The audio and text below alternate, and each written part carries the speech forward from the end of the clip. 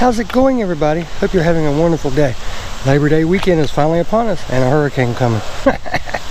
Oh well, can't have it all, can you? Labor Day, hurricane. But today's video is something I've been wanting to do for a while. And what is that? Let me show you. As you all know, I installed these tires and wheels. And you'll have to excuse the car. It's really, really dirty. But that is for another video. There's a reason behind it. But I installed these wheels and tires a few months ago, and I'll put the link as always up top so you can check that video out if you'd like to. And they look really good. They do. I love the way they look on the car. And you can see these are nice and dirty from brake dust, which brings us to the point of today's video. I want to make that down there look a little better. And how can you do that? You may be asking. Well, let me show you. It's in this box right here. It's in that box. So stay tuned.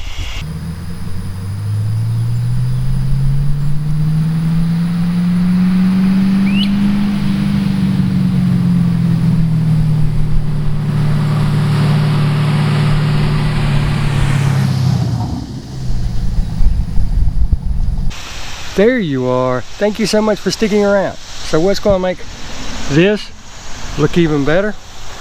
Let me show you. Here we go. Yep, cross drilled and slotted rotors.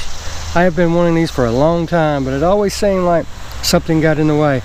You know, whether it be a water leak in the house, or the plant shutting down where I was working, or just a whole gamut of things. Something always got in the way. Well, not anymore. Today is the day. Cross drilled slotted rotors going on the 410. Now, right about now, you may be asking, why cross drilled and slotted rotors? What's wrong with the factory ones? Number one, nothing. There is absolutely nothing wrong with the factory ones, except that these on mine have been on here. Let me turn you around. The ones on my car have been on here forever. You can start to see a little bit of a lip forming right there, and they've just been on here forever. They're so cheap nowadays, you should really change them at least every second time you do a brake job on your car. They're so cheap. But there's nothing wrong with the factory ones. They're designed for the car, they're designed for the weight, all that good stuff. But let me go over some of the benefits of these. If you drive your car hard, which I have been known on many occasions to do so, these will get hot. And over time, when these get hot, they will actually warp. Believe it or not, they'll warp. Now, mine have not done so. They've held up tremendously well. GM really did a great job on these. But that's what this is for. These slots and the cross-drilled section of them. The slots are there for brake dust, to help get brake dust and dirt and stuff off your rotors, and help ventilate the wheel. As are the vents that are in here. I'll show you all that stuff in just a minute. That way I'm not tilting you and everything. But it helps the slot. This part helps with brake dust and actual cooling of the brake rotor. The cross drill part, I can't talk this morning. There's little dimples that go through the vent. Also help with cooling. That's their main design, to help get the contact area between the pad and the rotor cool down quicker, if you will. I know there's a more scientific definition than that, and I'm sorry if I don't know it or can't explain it right now. For some reason I can't talk today, but we're going to work through it. But these are the rear. You can always tell the rear, because the rear will always be solid or really thin compared to the fronts. But that's why I'm doing it. And the other reason, I think, if I haven't already mentioned it, is they look cool. They look really cool.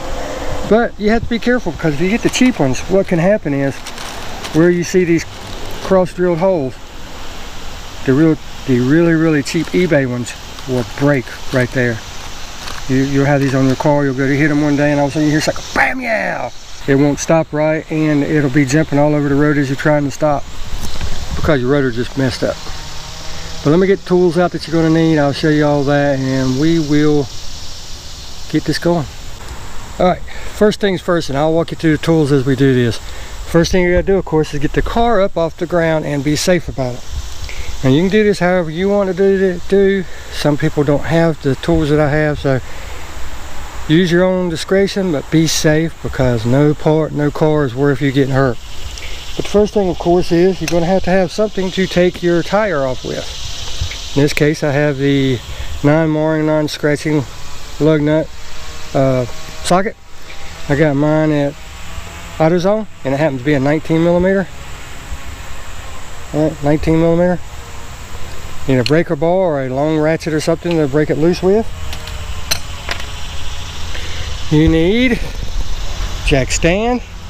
All right, set this under the car while you're up under it, so you don't have to worry about anything coming down on top of you.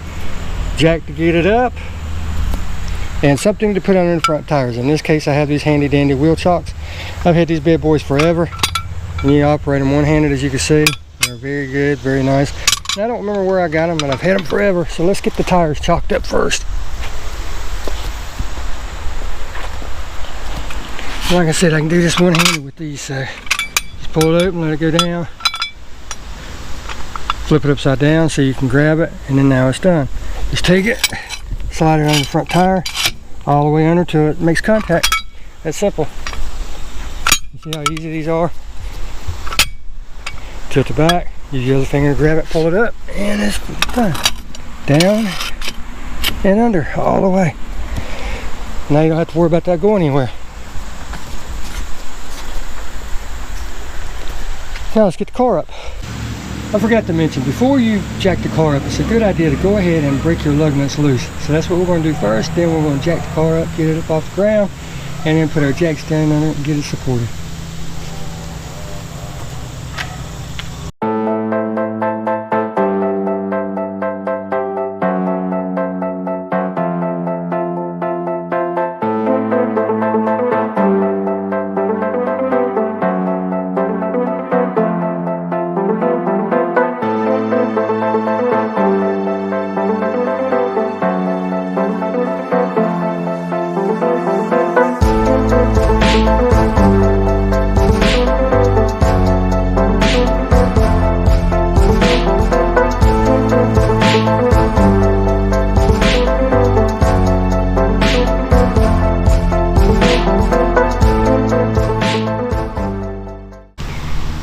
But as you can tell, these have been here for a very, very long time. You can see all the rust, and it's just time. Like I said, these have been on here since I've had the car, and I bought it in 94, 95 or something like that. So it's been on here for a long time.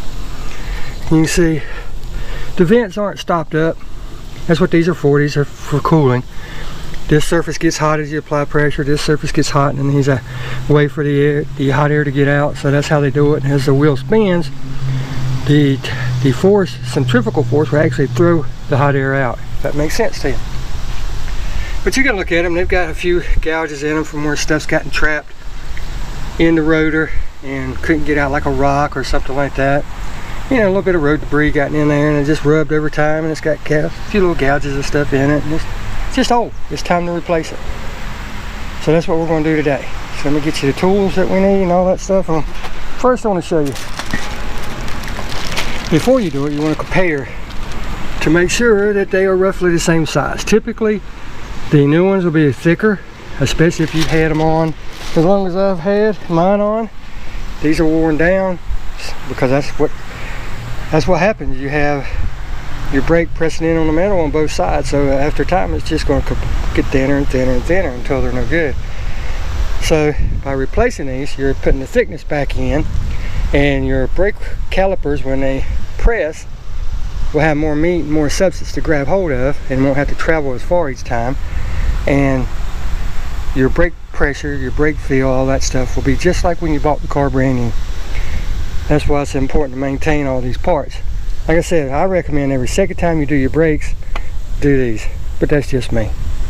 So let me get the tools, and I'll show you what exactly you're going to need to get the brake calipers off and the brake bracket off, and we'll go from there. We're almost done. All we got to do is take that off, and we're there. All right, I got my light out so you can see what's going on here. The rear brakes on these cars are the hardest part because it has the emergency brake assembly, which is all this stuff right here. Okay, All this is your emergency brake assembly. But to get the caliper off, there's a bolt here, and there's another bolt located behind this bracket. And then to get the caliper off, what that does is that gets the caliper off of the bracket. To get the bracket off, you have a bolt here and one right there. Okay? But the other bolt that holds on your brake caliper to your bracket is back behind all the emergency brake stuff. And like I said, to get that off, you have to take this off. And I really don't want to mess with that, so I'm going to try something a little different. I'm going to take this bolt out, which will allow all this to swing down. Okay? And the reason I needed to do that is because we're going to have to press these brakes to get them opened up wide enough for the new rotor. But I'm going to take this bolt out, allow it to swing down, and then I'm going to take out the two bolts holding the bracket on. And in theory, that will let me work on all this without having to take all that apart. I'm going to try it and we'll see. Tools. Now comes the important part, is tools. Now, what do you need to do all this? Nothing major. A couple of small hand wrenches at the very least. As far as the bolts are concerned, a 15mm or a 5/8, okay, will suffice. It's up to you. Wrench, ratchet, doesn't matter. I like to use ratchets because they're quicker. Or ratcheting wrenches, okay, 5/8. Some situations this bolt will turn this nut. If that's the case, you need something to hold that. A 3/4 is a little too large, but it will hold it. Or a pair of channel locks. Put on there and hold that right there, okay, as you turn it. And then you'll need some type of tool, and I know most of you will not have this, and I don't know if this will work on the back or not. I can't remember. I haven't had the opportunity to try this tool on these since I bought it. It's a brake caliper spreader. You just put it in there, ratchet it, and it spreads the piston back in. But at worst case, I'll get the C-clamp and use it. Most people use C-clamps. There's nothing wrong with that. Whatever it takes to get the job done, right? But if it calls for me using it on the back, I'll break out the C-clamp and show you how to do it. I know I don't need it for the front, so I'm hoping I don't need it for the back. But if I do, I've got one. I'll show you. And then something to hang your caliper from, because you don't want to just dangle it, because what happens is you can cause this line to crack and start leaking. You don't want that. So I have a variety of these S-hooks. I can just take one and hang it there, or if that one's too long and got a shorter one, I can hang it there. And that gets it back out of the way, and I can work on what I need to work on. Or at the very least, a brick, a block, a gallon jug of paint, anything. Set it right there, take the rotor, not the rotor, the caliper, and set on it.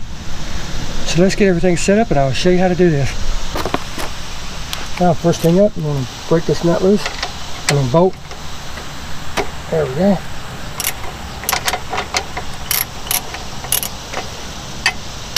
And luckily, the nut is not turning, so I can just back that bolt all the way out and drop it. Hopefully not lose it. Set it off to the side. And you may need a screwdriver to get in here and kind of pry the brake pads apart. But in this case, I don't. And see, the whole assembly comes off just like so. And I didn't have to mess with all that emergency brake stuff. So let me look at the brakes and see what I'm going to be able to do. Alright, so what I'm going to do is I'm going to take this top bolt out, right? Hopefully you can see that. Let me get you up here with me, say. I'm going to take this top bolt out, okay, of the caliper to rotor housing. And what that will allow me to do, let me show you real quick. Sorry for all that extra noise. But what that will allow me to do is separate the two so that I can get my tool in there and compress that piston. Alright, so let me get you set up on the chop block and I'll show you how to do that.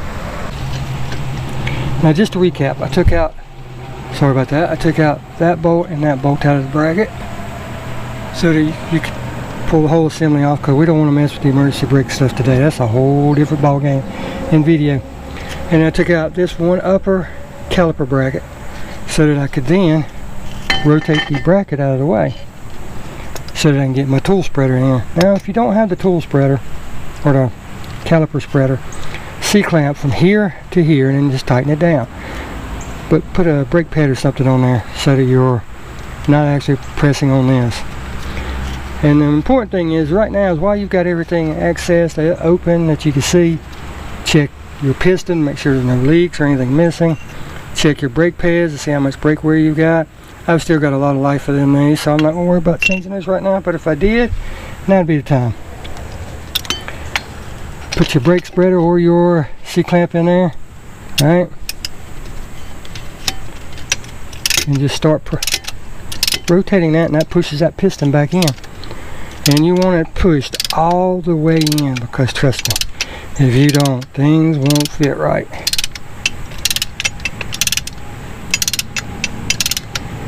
Well, you just take it till it stops and then you let it sit.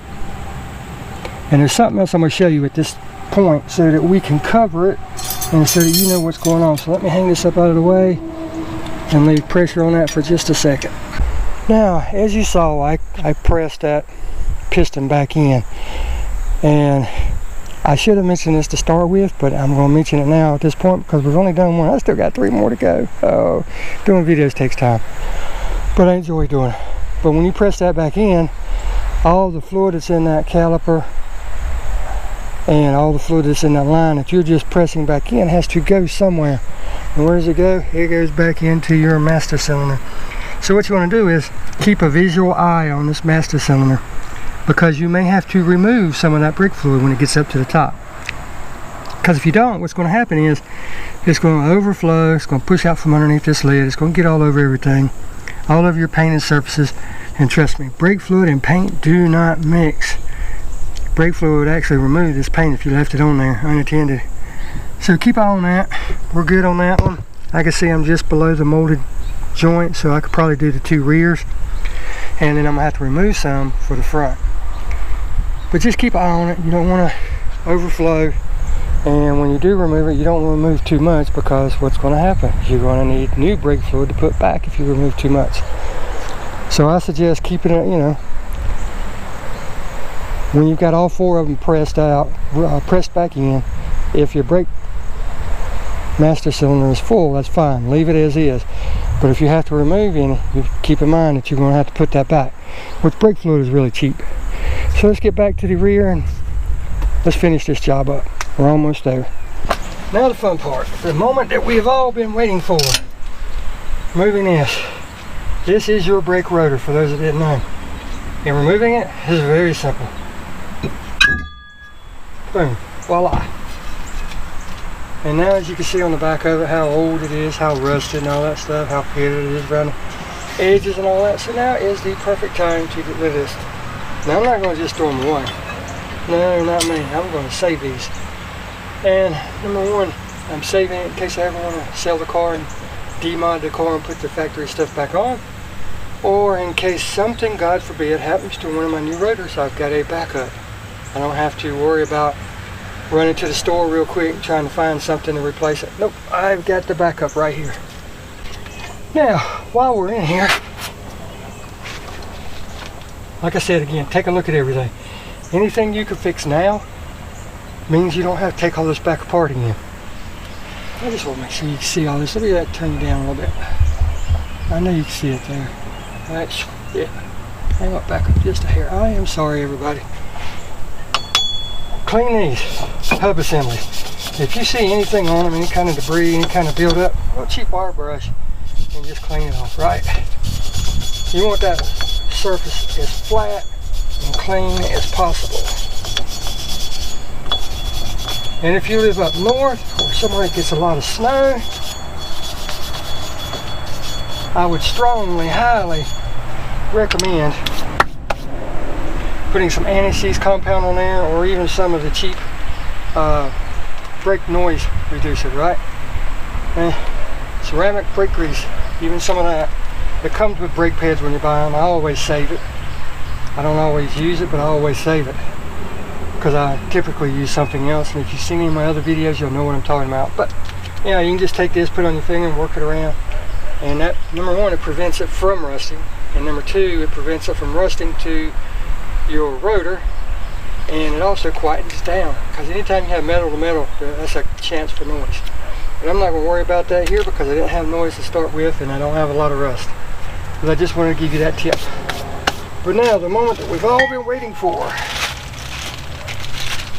And when you get these, you got two, and they are per side. If you look at this one, you can see how, let me just go ahead and take it out of the bag.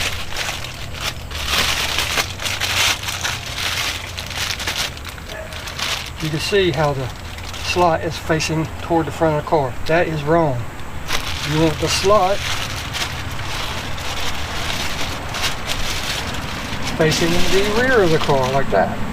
And here's the reason for it. Centrifugal force. Remember I was talking about that earlier? Centrifugal means force wants to sling stuff a certain way. In other words, if the car is going forward, it's going to sling everything toward the back. So if you have your slots facing forward, it's trying to sling it toward the front of the car. That won't work.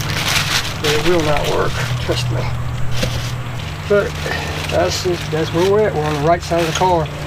And for those that get confused like I used to when I didn't know, they always tell the side of the car as if you're sitting in the car, like driving.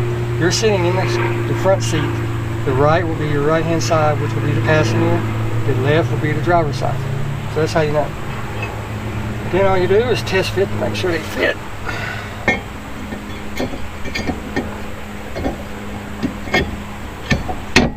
And as you can see, they fit perfect. Look what a difference that makes. Oh my goodness. That looks so good. That looks beautiful. It looks great. But if you noticed anything and paid attention, this looks a lot different than the old one. So always double check, okay? Double check, double check, double check. Here's the old one. Here's the new one. Same exact diameter, so we're good to go. And the reason it looks odd, and I'll show you here, let me set this back on here. And it's very simple to understand when I tell you. It's new, it's shiny. It isn't made exactly the same. As you can see, there's no indention right here. If you look right here, there's an indention. Just from where they don't have the extra brake material. That's the reason. It looks so different. So let's get this put back together. Now something I want to mention to you real quick that I didn't mention before. Some people will spray these with brake cleaner because it comes with a coating of oil on it. These particular ones, the rear ones that I have are Nakamoto's, which are put out by 1A Auto. I'll put the link to the description in the video for you. The rear ones are Nakamoto's. And I originally was going with Nakamoto, the whole set, because they are cheap, number one. If you go down to your local Vance Auto, Pep Boys, AutoZone, wherever, to get a set of drill and slotted rotors, you're looking at $400 to $500, okay? This complete set would have been under $200. It's been like $140 to $160, I can't remember. But sure as the world, when I ordered these, they were out of the front ones. So I ordered them, and I waited, and I waited, and I waited, and they still do not have them in stock. Here we are 3 months later. So I said, screw it. I went ahead and ordered another set online, and they're Durastops, I think they are. I can't remember. I'll show you the paperwork here in a minute. But that's what's going on with them. Anyhow, when you get a bare metal rotor like this one, like a factory one, it will have a coating of oil on it. And you have to get that oil off, otherwise the brakes won't work right. Well, with these zinc coated, it doesn't come with oil. So you don't want to take anything off that you don't need to. The brake fluid can actually damage the zinc coating that's on this.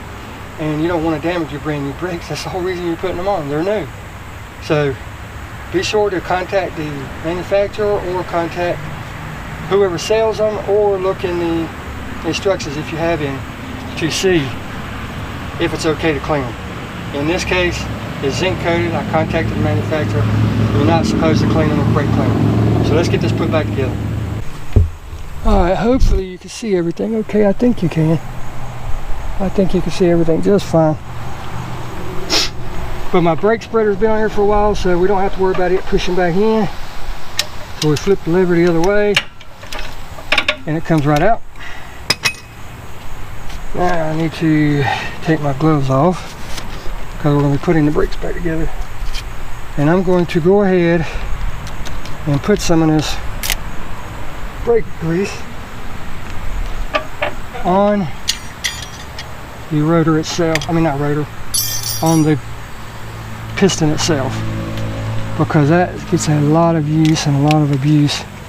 So I'm going to go ahead and squish some of this out and put it on there. Support that.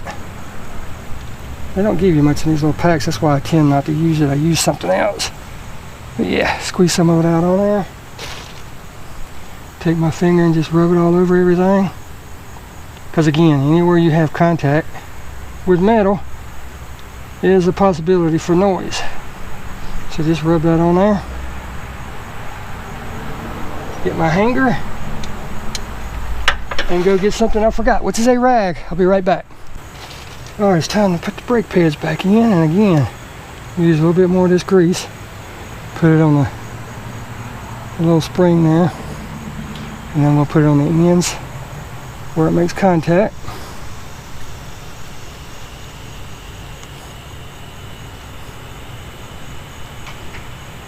Rub all that in. This is some sticky stuff, which is what makes it so great.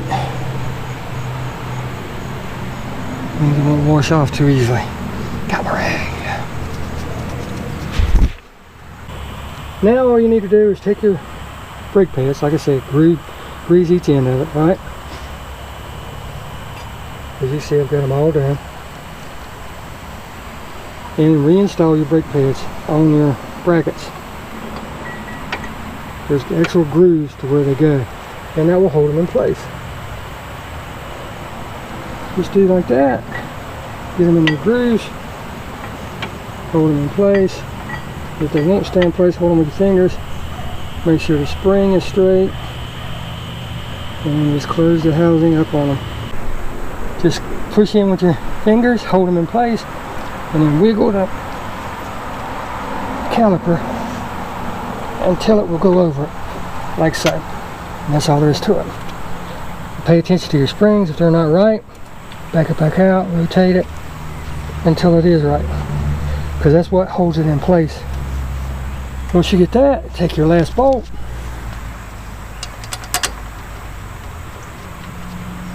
that's all there is to it. Now let me get this tightened up and we'll be right back. There you go. Look how good that looks. One down. And what have we accomplished? We've got new brakes on the car, new brake rotors. We've checked the back of the hub to make sure that it was clean. We checked our brake pads. We checked everything that's surrounding it. We checked the rotor to make sure there's no leaks or anything. So this one is good to go. So I'm gonna get the tire back on. I'm gonna move to the front and go from there. Okay, now you can see we got the front jacked up. Yeah, I know I didn't show you how to do it like I did the back, but here's the thing. It's the same, only reverse. Chock the back tire, leave the chock on the front tire, because that way it prevents it from moving front or back now. Jack it up. Before you jack it up, break the lug nuts loose, jack it up, take the lug nuts the rest of the way off, push it to the side, and put a jack stand underneath the car so that it does not fall on you, because you once again are the most valuable thing on this planet. No house, no car, no amount of money can replace you or are worth you. Safety, safety, safety. I don't care what you put on there. I don't care if you put a tree stump on there. I don't care if you put cinder blocks on there.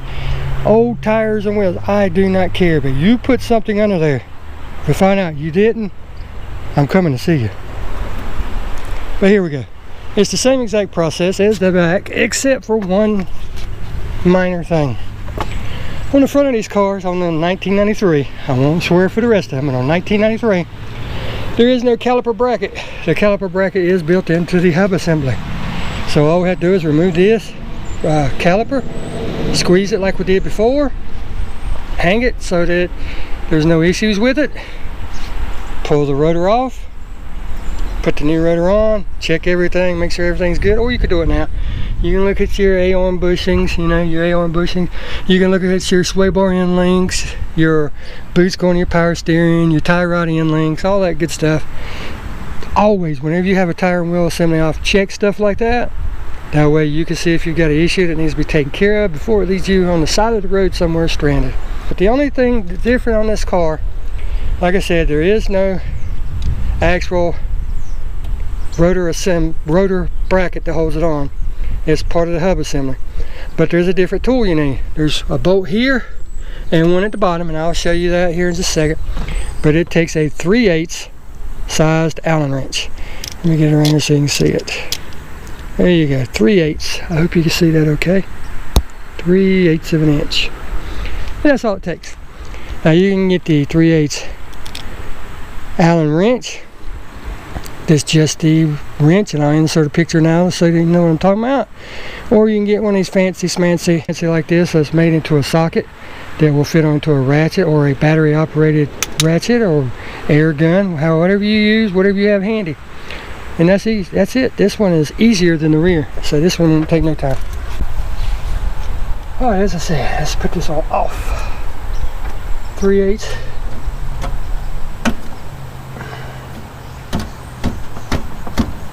Well, a little tight after I put it on last time. There we go. 3/8. Break it loose. Get it into the bottom one. And break it loose. Once you get them broke loose, just back them all the way out.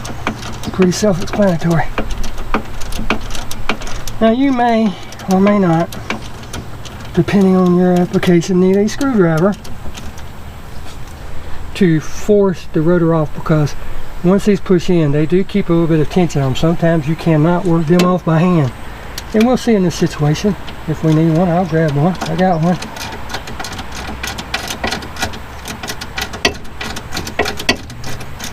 So you back it off. Let me get one as a matter of fact. Once you get them backed out some and you feel like you're out far enough, just take a screwdriver, put it in there, and kind of wedge out on it. If it doesn't give, you know you're not out far enough.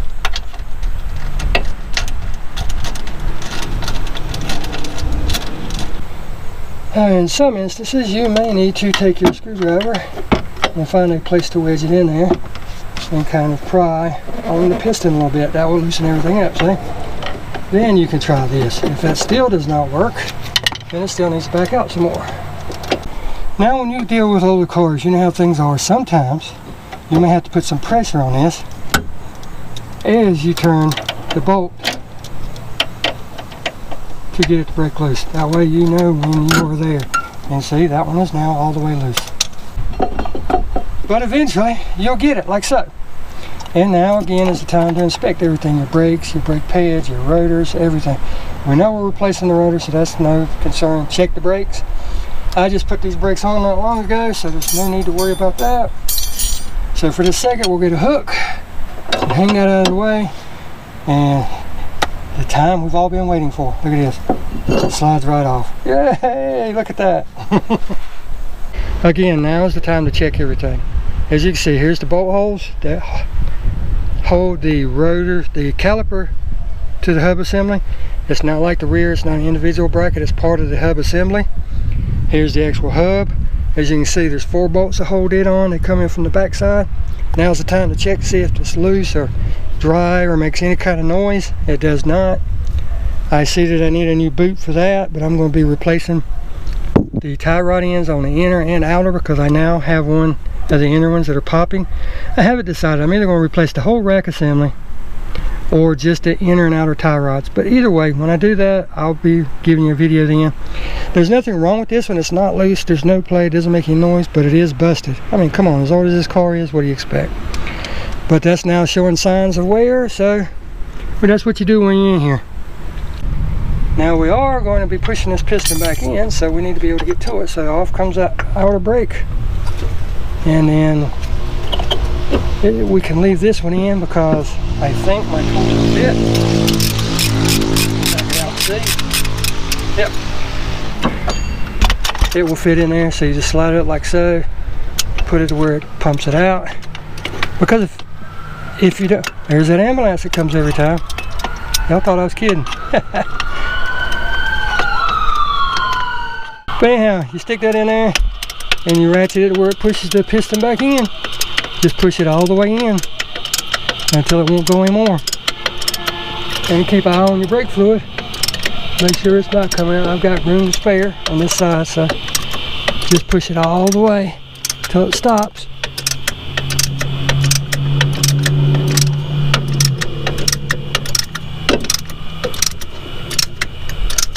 And that's it right there. The reason you push it till it stops and leave it in there, if I was to take that off right now and then do the rotor and then try to put it back on, that piston will actually have a little bit of back pressure built up in it, and it will push it out just ever so slightly, and you will not be able to get that on to your new rotors. Alright, let's come up here and check the brake fluid. The brake fluid is at the top, as you can see by the discoloration right there. Yep. So I'm going to have to get some of that out of there. Now there's several ways to do this. You can have a pricey vacuum pump, or you can use something simple like a turkey baster or a syringe, whatever you have. But anyhow, you want to take some of that out and discard of it properly, or put it in a container and save it.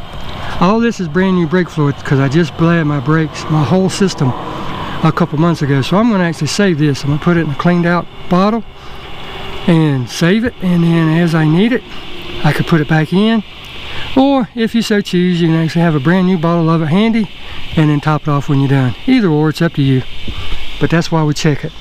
Because if I was to leave that, do that side, come over here and do these sides, come back, there would be brake fluid everywhere. And that is a mess. So we're going to leave that like that for now, and let's check our brakes. Okie dokie, here we are. Here's the old brake rotor. Oh my God, this thing's heavy. And it's not bad, it really isn't. It isn't bad at all. So again, I'm going to save it. But it does have a bit of a lip right there, and you can see it if I turn it just so you can see that lip. And then on the front side, it has a groove that is starting to show right there. And again, there's a little bit of a lip on the outside. So it's time to change these. I mean, these are original to the car. 1993, what is that, 26 years?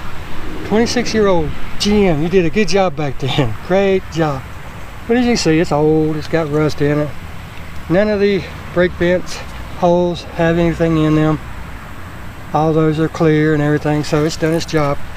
But it's time for a new one. And let's get the new ones out. And I'll tell you the name of the new one because I done forgot. Yep, Power Stop. Power Stop installation guide. Now I'm not gonna lie, I was worried when I ordered these because I wanted them to match those perfectly in color. And I was scared when I got them that they would not match. But when I got them, I was pleasantly surprised. Put this box back up. To find out that they match perfectly. I actually held them up side by side with the other one. You see how thick they are. They got the appropriate numbers and measurements on it, so you'll know what you got. They're actually marked. Got all the appropriate measurements and thicknesses on it and everything. And if you can make it out on your old ones, that would be great. But as you can see, with all that rust and deterioration, you cannot. But you can actually see the numbers and everything that they have laser engraved, and they're actually labeled where they go. And this is passenger side, so that's what we need. Now again, if you have any dirt, as you can see, there's some coming off here. Now's the time to clean it. It just makes everything fit flusher, less chance for noise and all that good stuff. But you can see there's actually dirt and dust coming off of this, so it doesn't have to be perfect, but you want it to be, you know, relatively clean.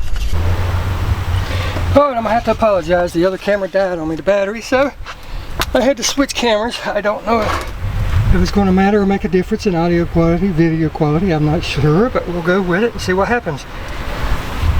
Now, where we left off just now, we just got the hub assembly clean. Got it brushed off, right?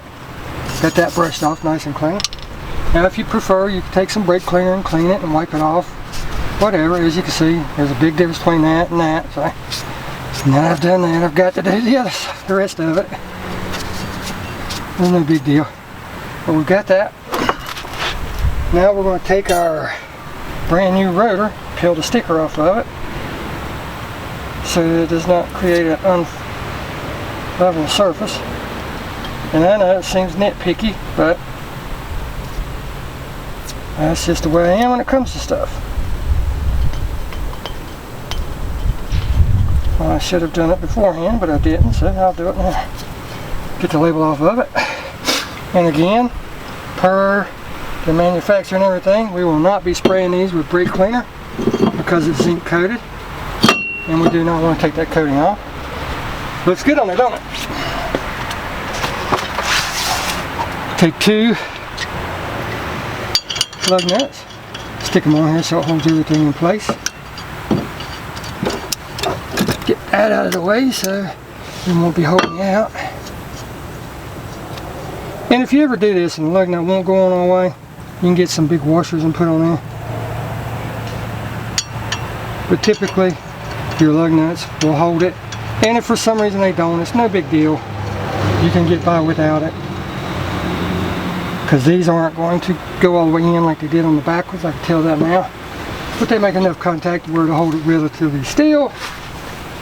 We'll put our gloves back on for protection and help keep down on some of the dirt.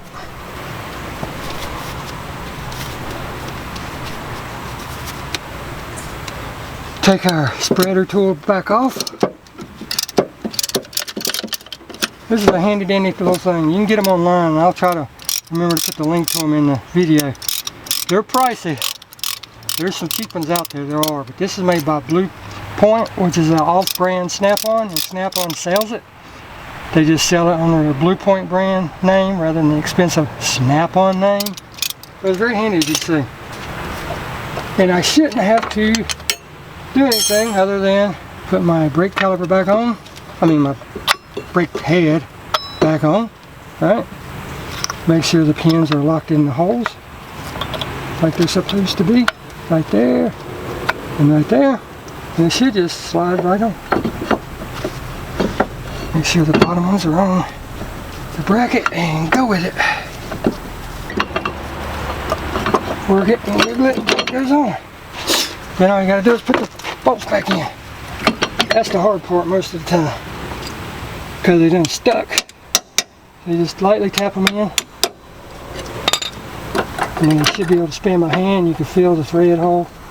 Get it started on one, and then repeat this process on the bottom, which is right there, and then tighten them down.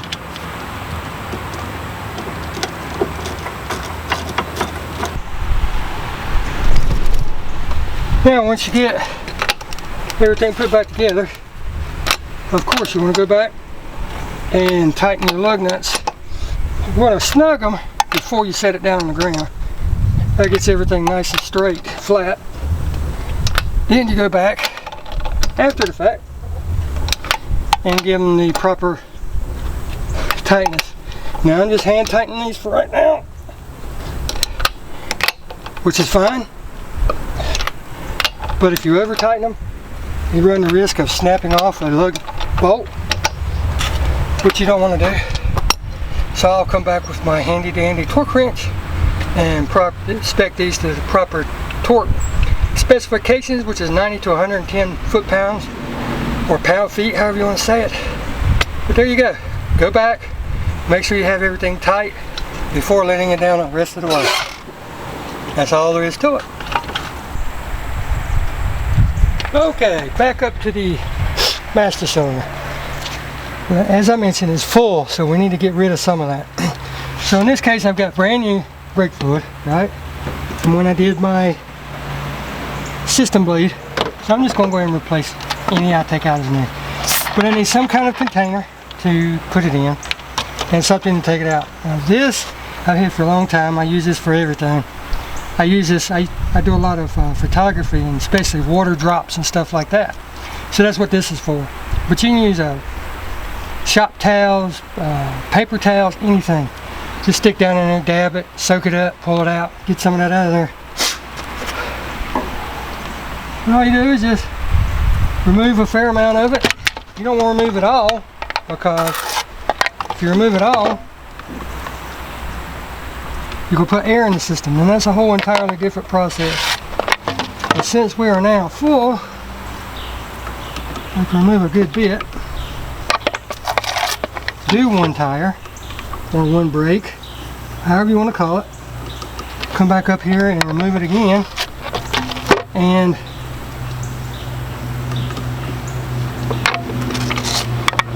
do the last one, and be done. But I'm going to go ahead and remove a fair amount of it. Like I said, I'm not removing it all. And like I said, I completely did this system. And you can now see how dirty that brake fluid is. And it hasn't been in there that long. Maybe 3-4 months max.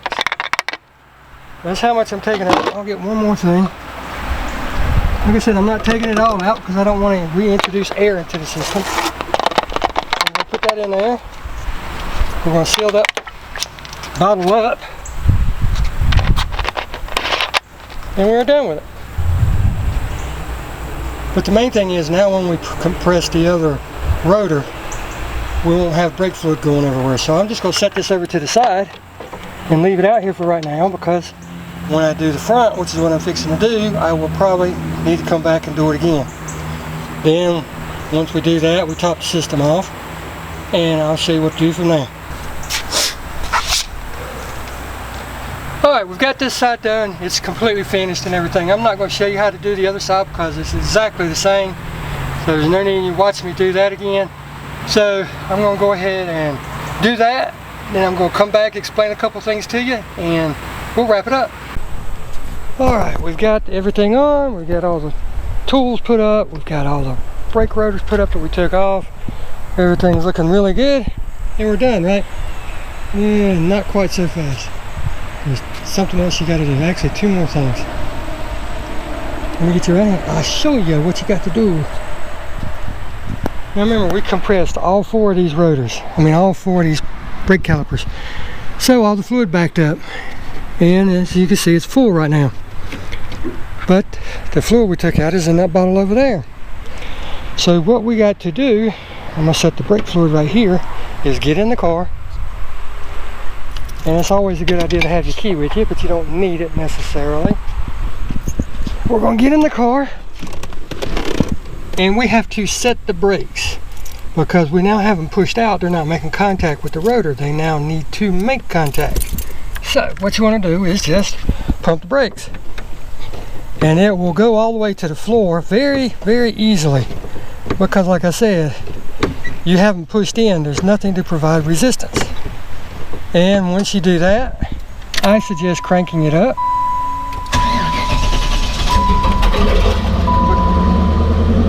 Because most cars are vacuum operated or power assist and everything, so let it run for a second and do it again. And once it becomes firm, you're good to go. Switch the car back off, get back out, and check your brake fluid. Come back up here, pop the top, check your brake fluid again. It is still full, but it is lower than what it was. So we'll take the brake fluid with us, because there's one more step you got to do. Shut the hood. And now we're going to take the car for a test drive. Now the reason I wanted you to do that before you move your car, because one of two things is going to happen. You're going to put it in drive and go to take off, and it's going to scare the crap out of you because you have no brakes. It won't stop. Or number two, you're going to go right through your garage wall, and I don't want that, and you don't want that. So with that done, with that out of the way, now we're going to go on to the very, very final step. You now have your brakes pushed in against the rotors. Well, now you want to mate the two surfaces. And the way you do that is by driving it. You're going to go down the road 20, 25 mile an hour. Apply gentle light pressure until you come to a stop.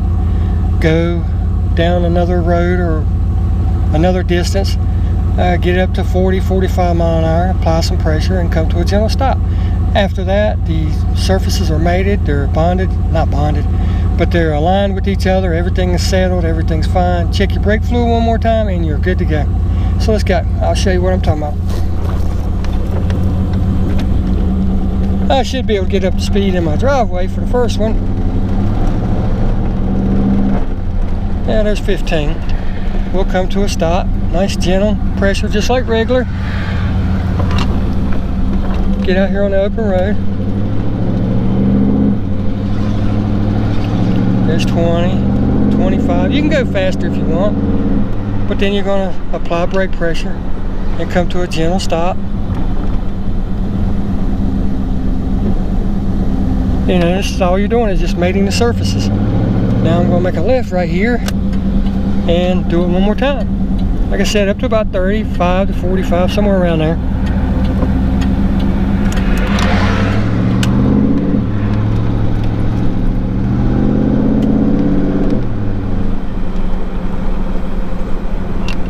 Whee! Yep.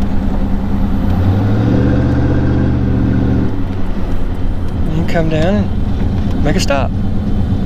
Oh good, somebody's destroying my video place. Great.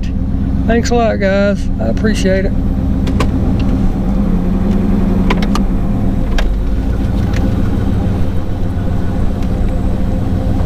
But after you do that, find somewhere to pull over and stop. And we're going to check our brake fluid one more time.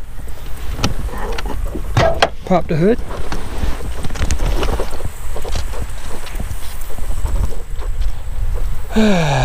Beautiful day. Something like in the 80s. Look at my filthy, filthy car. But like I said, there's an explanation for that. That'll be another video. Now you're going to come up here. Check your brake fluid one more time. And that is actually a little bit low. It should be up to the bottom of that notch right there. So I'm going to get my brake fluid and put some in it. Now we're just going to add a little bit of brake fluid until it gets up to the bottom of that cutout.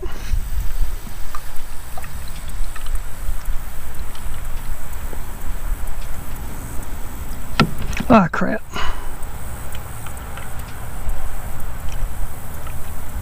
Just like so. And then we'll take a rag and wipe all that off. Like I said, we're going to come back. We're going to wipe off that little bit that we spilled. Because number one, as I mentioned, brake fluid and paint don't get along. And number two, I don't like dirtiness like that. Some people might, and if you do, that's okay, but I am not one of them. But that's not quite completely full, but it's close enough for me right now. I'll check it again because I've got to run to the store and pick up something. But there you go. That's it. Oh, let me get you out of the sun. Ah, I got me in the sun. God. But that's it. That's all there is to it. It's very simple. Just a few hand tools and a little bit of knowledge. That's all it takes to do this. But look how good it now looks. Look at that. All this stuff will flatten out. As you can see, those are high spots right there on the brake pads that were mated and were rubbing on the old rotors. That's where it was a little uneven. But that will soon flatten out and it'll be clear across like that all over the whole thing. But look at how much better it makes the car look rather than those bare metal ones. I mean, it just looks a lot better.